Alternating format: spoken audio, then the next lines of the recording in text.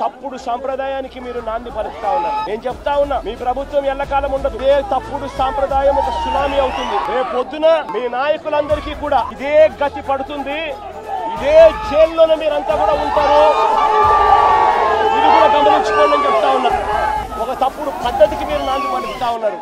మార్పు తెచ్చుకోకపోతే మాత్రం రెడ్ బుక్లు మీరు ఒక్కరే పెట్టుకుంటారని చెప్పి మీరు అనుకుంటున్నారేమో. రెడ్ బుక్ పెట్టుకోవడం అన్నది చాలా సులభమైన పని. మీ విలేకరి కృష్ణకు చెప్పి, కృష్ణ నువ్వు ఒక రెడ్ బుక్ మెయింటైన్ చేయంటే కృష్ణ కూడా మెయింటైన్ చేస్తాడు ఒక రెడ్ బుక్. రవికి చెప్పి, రవి నువ్వు ఒక రెడ్ బుక్ మెయింటైన్ చేయ రవి అని అంటే రవి కూడా మెయింటైన్ చేస్తాడు.